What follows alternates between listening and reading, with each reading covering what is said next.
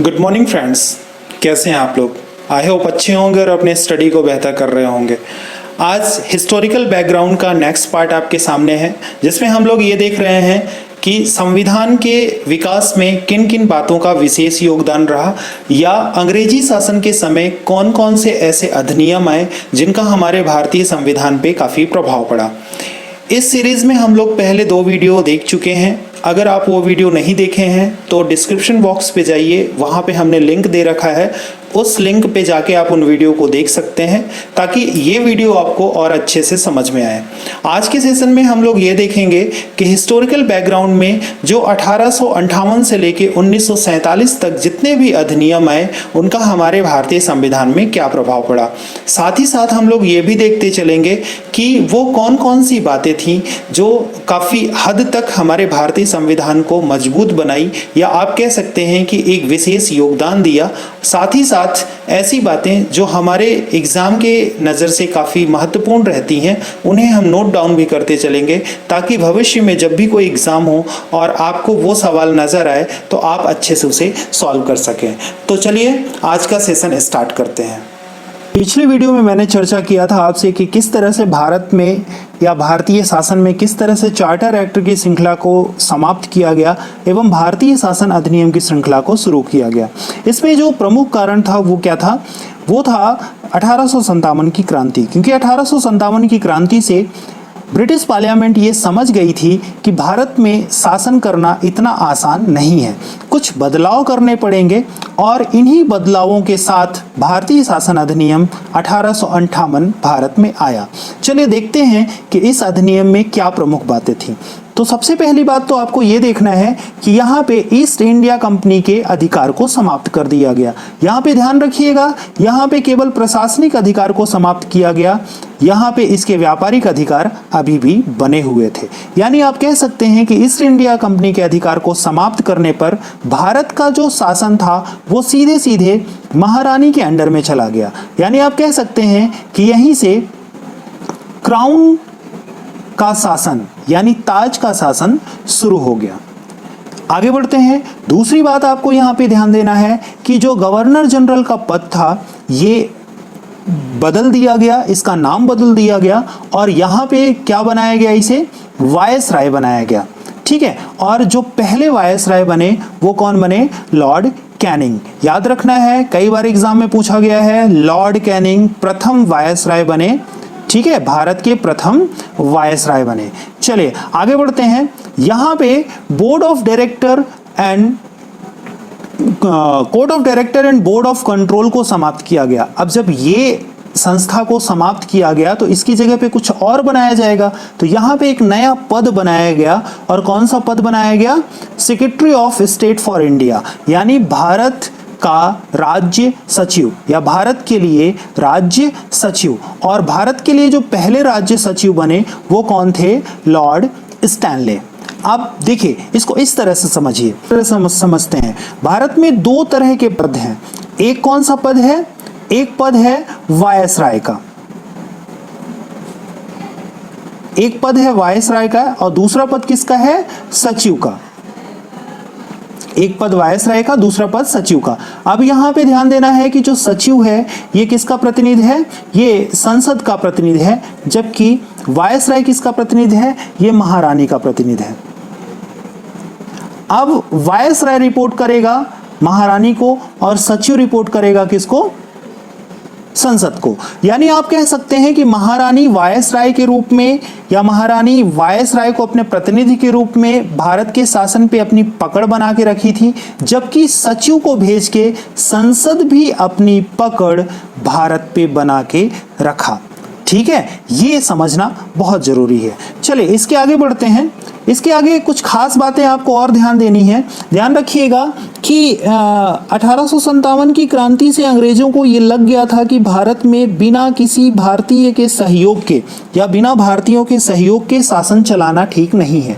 इसीलिए बीच में ही भारतीय शासन अधिनियम की श्रृंखला को पुनः ब्रेक किया गया, और यहाँ पे सहयोग नीति की तरह, ध्यान रखिएगा, सहयोग नीति के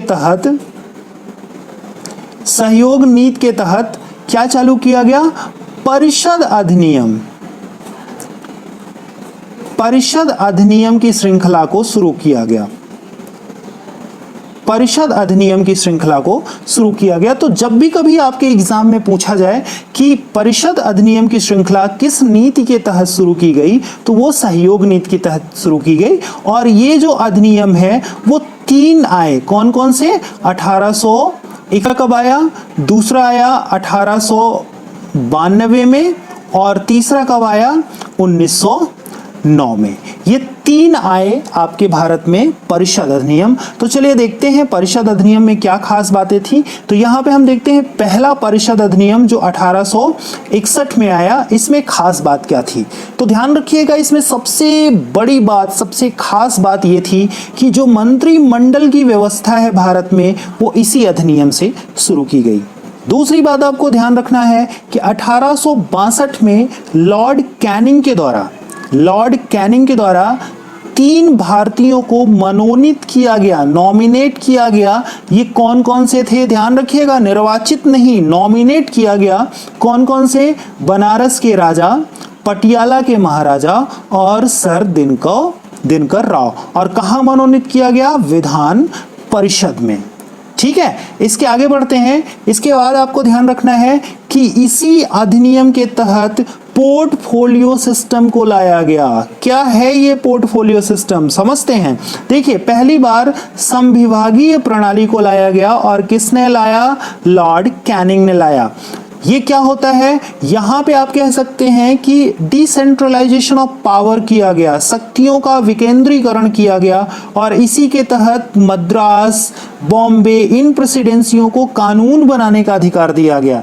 यानी आप कह सकते हैं जैसे आज की जगह पे है ना, आज आप देखें तो आज की जो शासन व्यवस्था है उसमें पोर्टफोलियो सिस्टम है, जैसे रक्षा मंत्रालय हो गया, वित्त मंत्रालय हो गया। ठीक है, तो यहाँ पे क्या होता है, हर के पास अपनी अपनी पावर रहती है। वैसे ही ये पोर्टफोलियो सिस्टम, हालांकि ये रूप उस टाइम पे नहीं था, बट ये पोर्टफोलियो सिस्टम की जो शुरुआत हुई वो इसी अधिनियम से हुई। और किसके द्वारा की गई? लॉर्ड कैनिंग के द्वारा की गई। सबसे लास्ट में बहुत ही इंपॉर्टेंट बात ध्यान रखिएगा, इसी अधिनियम के तहत अध्यादेश जारी करने की पावर किसको दी गई?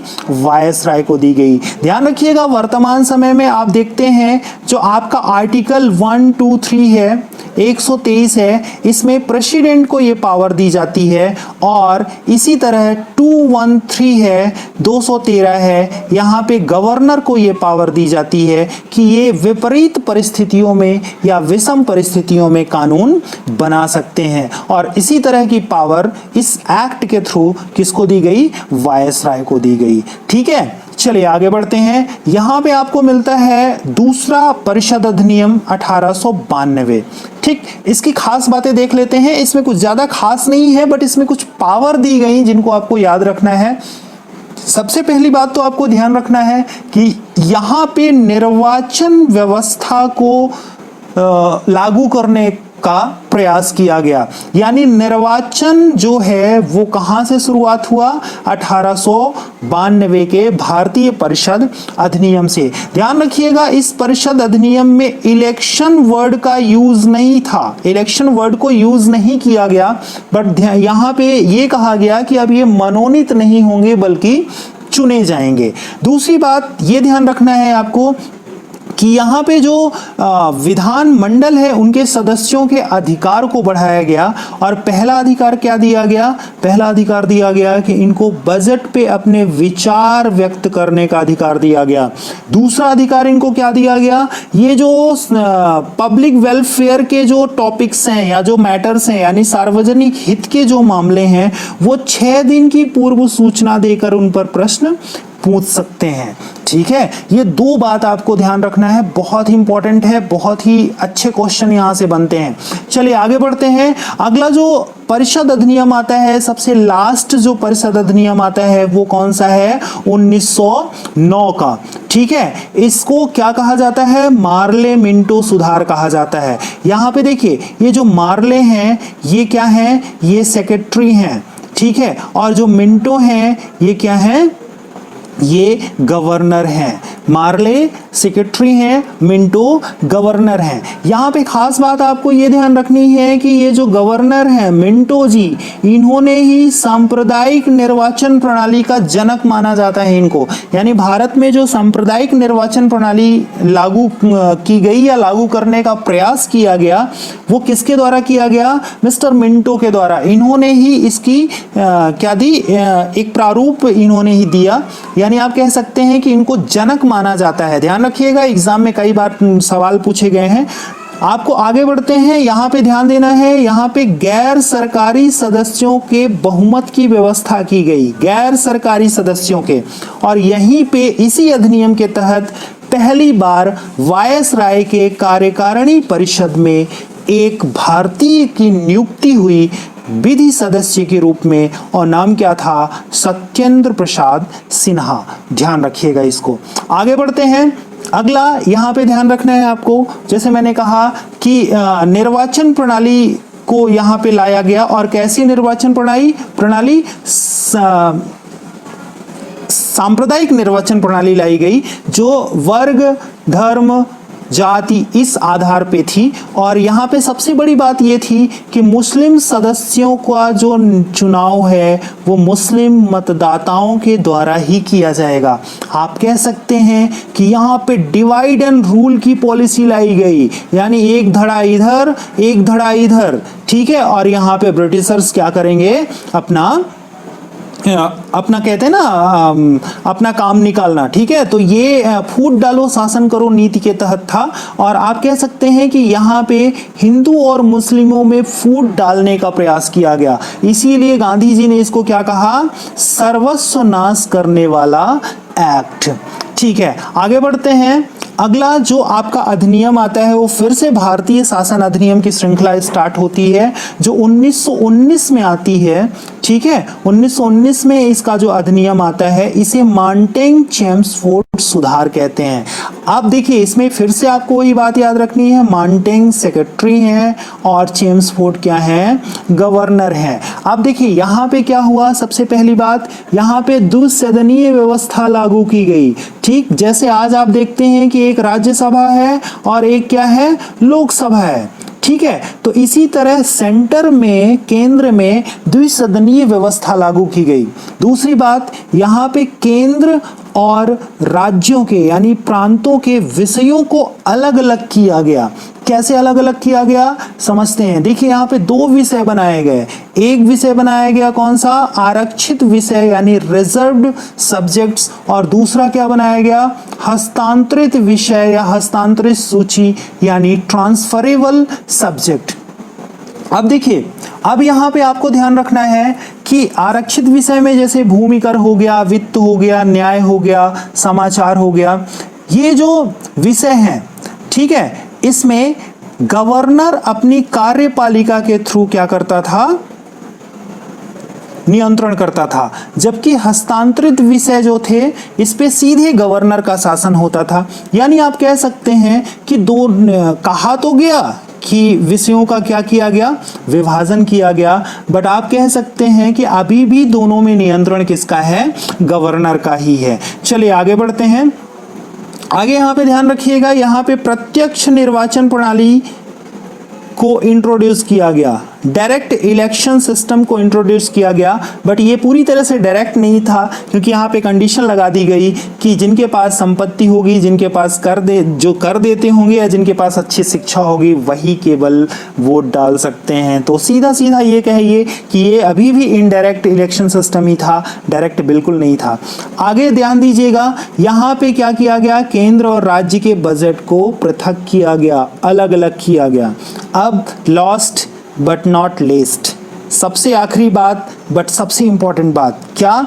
यहाँ पे वैधानिक आयोग का गठन किया गया। और ये वैधानिक आयोग क्या करेगा? हर 10 वर्ष में एक रिपोर्ट बनाएगा, और इसी रिपोर्ट के तहत क्या होगा? इंडिया में गवर्नेंस सिस्टम को, प्रशासनिक व्यवस्था को या शासन की व्यवस्था को रिफॉर्म लाने के लिए काम किया जाएगा, यानी सुधार करने के लिए काम किया जाएगा। अब यहाँ पे जो सबसे पहला आपका वैधानिक आयोग आया वो कौन आया? Simon commission. Simon commission. अब एक चीज ध्यान रखना है कि इस साइमन कमीशन को देखिए, इस साइमन कमीशन को आना था 1930 में। क्यों आना था 1930 में? क्योंकि जो 1919 का अधिनियम है ये 1921 में लागू हुआ।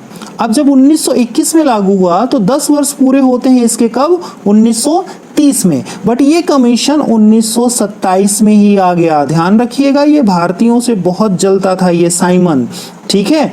अब ये क्या हुआ, भारतीयों के लिए जो भी इसके मन में बातें थी, इसको ज़्यादा इंतज़ार नहीं करना चाहता था, ये जल्दी आना चाहता था। और 1927 में ही ये क्या आ गया, भारत में आ गया। और 1927 में जब ये भारत में आया तो इसको भारत में काफ़ी विरोधों का सामना करना पड़ा। आप देखे होंगे कि गो बैक साइमन या साइमन कमीशन, वापस जाओ, ऐसे नारे लगाए गए। क्यों? क्योंकि इनके जो प्रावधान थे वो बहुत गजब के थे। पहली बात तो इन्होंने क्या कहा कि जो कम्युनल इलेक्शन सिस्टम है, कम्युनल इलेक्शन सिस्टम इसे हम लागू करेंगे।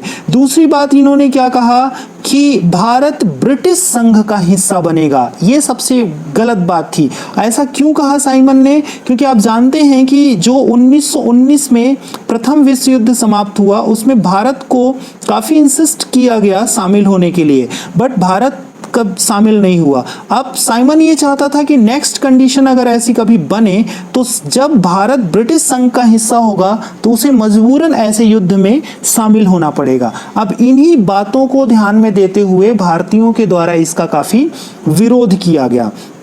अब देखिए, विरोध की वजह से ब्रिटिश पार्लियामेंट भी परेशान हुई, भारतीय भी परेशान हुए।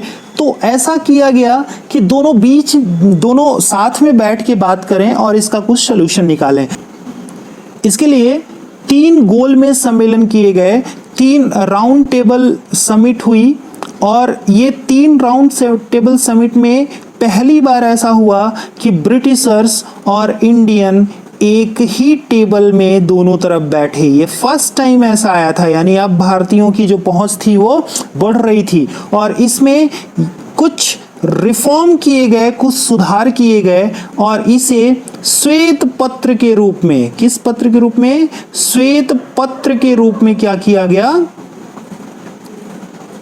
शामिल किया गया। किसमें? 1935 के अधिनियम में। अब देखिए, राउंड टेबल समिट के थ्रू सारी चीज़ों को सुलझा दिया गया और एक श्वेत पत्र के तौर पे आप क्या किया गया, एक सजेशन दिया गया कि हम उसमें शामिल कर देंगे। बट इसी बीच में एक और बम फूटा। बम क्या फूटा? 1932 में। 1932 में क्या किया गया, ब्रिटिश प्रधानमंत्री के द्वारा एक कम्युनल अवार्ड दिया गया। कम्युनल अवार्ड दिया गया। आप इसे क्या कहते हैं? हिंदी में इसे कहते हैं सांप्रदायिक पंचाट। ठीक है, सांप्रदायिक पंचाट। और प्रधानमंत्री का नाम क्या था? Ramsay McDonald. रैमजे मैकडोनाल्ड ने क्या दे दिया? कम्युनल अवार्ड दे दिया। और इसमें यह कहा कि नहीं, जो दलित हैं उनका उत्थान करना जरूरी है और दलितों के उत्थान के लिए दलित ही दलित को चुनेंगे, दलित ही दलित को वोट डालेंगे। ठीक है, अब यहाँ पे देखिए, यहाँ पे इसका विरोध क्यों नहीं हुआ? यहाँ पे इसका विरोध इसलिए नहीं हुआ कि इस बात को जो भीमराव अंबेडकर जी थे वो सपोर्ट कर दिए। भीमराव अंबेडकर जी सपोर्ट कर दिए। अब उस समय गांधी जी पूना के जेल में बंद थे और उन्हें ये बात सही नहीं लगी, क्योंकि गांधी जी ये नहीं चाहते थे कि एक तरफ भारत का विभाजन हो, कि मतलब दलितों का भारत अलग हो, मुस्लिमों का भारत अलग हो, भारतीय हिंदुओं का भारत अलग हो। ऐसा नहीं था। गांधी जी चाहते थे कि भारत एक हो, भारत में एकता हो। ठीक है, तो यहाँ पे गांधी जी समझ गए कि ये भी एक डिवाइड एंड रूल की तरह बात हो रही है, यहाँ पे भी डिवाइड एंड रूल का काम चल रहा है। तो इसीलिए गांधी जी नाराज हो गए और आप जानते हैं कि गांधी जी भूख हड़ताल पे चले गए, जिसकी वजह से 1932 में क्या किया गया? गांधी जी और BR अंबेडकर के बीच, भीमराव अंबेडकर के बीच पूना में, ठीक है, पूना में क्या हुई? बैठक हुई। एक आप कह सकते हैं कि पूना में एक समझौता किया गया जिसे क्या कहा जाता है, पूना पैक्ट। पूना पैक्ट कहा जाता है। और इसमें गांधी जी ने क्या कहा कि आप कम्युनल अवार्ड को सपोर्ट ना करें, बल्कि आप क्या करें, आप राजनीतिक आरक्षण ले लें। और आज भी जानते हैं आप कि इंडियन पार्लियामेंट में आप अगर लोकसभा में आप बात करें तो एसटी और एसटी के लिए एसटी और एससी के लिए सीटें क्या है, रिजर्व हैं। ठीक है, तो ये जो राजनीतिक आरक्षण की बात थी वो कहाँ से निकल के आई, पूना पैक्ट से निकल के आई। चलिए आगे बढ़ते हैं। नेक्स्ट है हमारा भारत शासन अधिनियम 1935। इसकी क्या खास बातें हैं, इसे तो बिल्कुल आप लोग नोट डाउन कर लीजिएगा, पॉइंट टू पॉइंट नोट करना है और आपको याद करना है।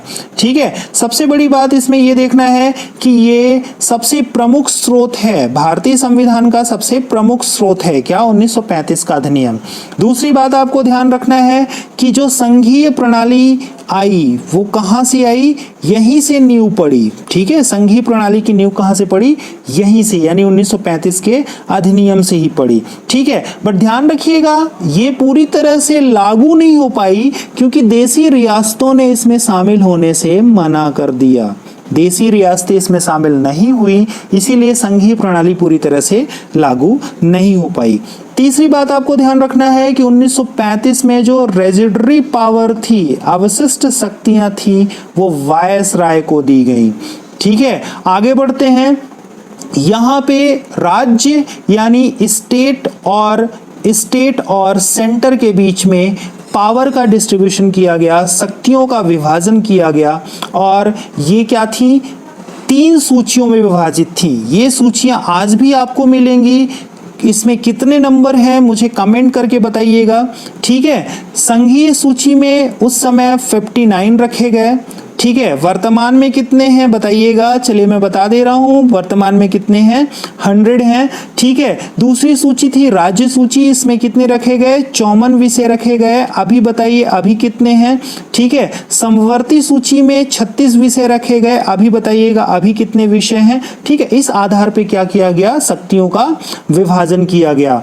नेक्स्ट, इसी अधिनियम के तहत क्या किया गया, भारत में मुद्रा को नियंत्रित करने के लिए रिजर्व बैंक की स्थापना की गई।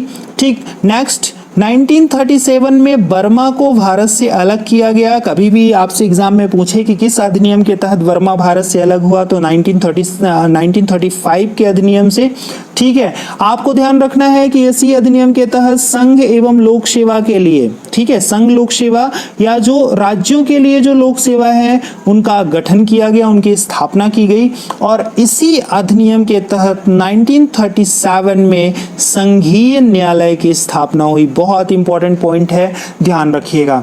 चलिए आगे बढ़ते हैं। सबसे लास्ट में है हमारा जो संवैधानिक विकास का सबसे आखिरी अधिनियम है, वो कौन सा है, भारतीय स्वतंत्रता अधिनियम 1947। ठीक है, 1947। इसी अधिनियम के तहत भारत को स्वतंत्रता प्राप्त हुई। अब देखिए इसमें क्या खास बातें थी। खास बात ये थी कि ये निर्धारित किया गया कि 15 अगस्त 1947 को पूरी तरह से जो भारत है 2 संपन्न प्रभुत्व संपन्न उपनिवेश में बदलेगा, या आप कह सकते हैं कि एक सोवेनियर स्टेट के रूप में सामने आएगा। और कौन कौन सा होगा, भारत और पाकिस्तान। यानी आप कह सकते हैं कि भारत और पाकिस्तान के रूप में ये क्या होगा, एक सोवेनियर स्टेट यानी संप्रभु राज्य के रूप में सामने आएगा। दूसरी बात इसमें ध्यान रखना है कि इसी के तहत बंगाल और पंजाब, क्योंकि ये 2 ऐसे क्षेत्र हैं जो इंडिया और पाकिस्तान दोनों के उसमें है। तो यहाँ पे आप देखते हैं कि सर रेड क्लिफ थे, उनकी अध्यक्षता में क्या किया गया, बंटवारा किया गया। एक रेड क्लिफ लाइन खींची गई, एक तरफ पाकिस्तान और एक तरफ भारत। ठीक है, आगे बढ़ते हैं। इसी में आपने देखा कि इसी अधिनियम के तहत क्या किया गया, ये निर्धारित किया गया कि पूरी तरह से जो संविधान निर्माण की प्रक्रिया है वो इन देशों की जो सभाएं होंगी उन्हें सौंपा जाएगा, ठीक है। और पूरी तरह से जो आधिपत्य है किसका, ब्रिटिश आधिपत्य है, वो पूरी तरह से समाप्त हो जाएगा। और जो भारत के सम्राट की उपाधि दी गई थी ब्रिटिश क्राउन को, वो पूरी तरह से इनको क्या करनी पड़ेगी, त्यागनी पड़ेगी। और इस तरह से हमारा भारत इस अधिनियम के तहत आज़ाद हो गया। और इस तरह से आप कह सकते हैं कि हमारे भारतीय संविधान में जितने भी पड़ाव आए वो हम लोगों ने समझ लिया। अब इतना समझने के बाद सारे पॉइंट्स आप लोग नोट डाउन करिए और उन्हें बार बार रिकॉल करने की कोशिश करिए, क्योंकि कई अधिनियम हैं, कई इम्पोर्टेंट टॉपिक्स हैं, कई इम्पोर्टेंट आपको बातें मिली हैं, तो उनको ध्यान रखना बहुत ज़रूरी है। अगर आपने इतना कर लिया तो आपके भारतीय संविधान के विकास से कोई भी टॉपिक आपसे छूटेगा नहीं, कोई भी क्वेश्चन आपसे छूटेगा नहीं। चलिए मिलते हैं नेक्स्ट वीडियो में इसी आशा और विश्वास के साथ कि आप अच्छा करेंगे, आप अपनी पढ़ाई को बेहतर करेंगे। चलिए गुड लक, ठीक है, बेस्ट ऑफ लक। मिलते हैं अगले वीडियो में, तब तक सेफ रहिए, सुरक्षित रहिए, घर पे रहिए और अपनी स्टडी को बेहतर करते रहिए। चलिए, थैंक यू सो मच।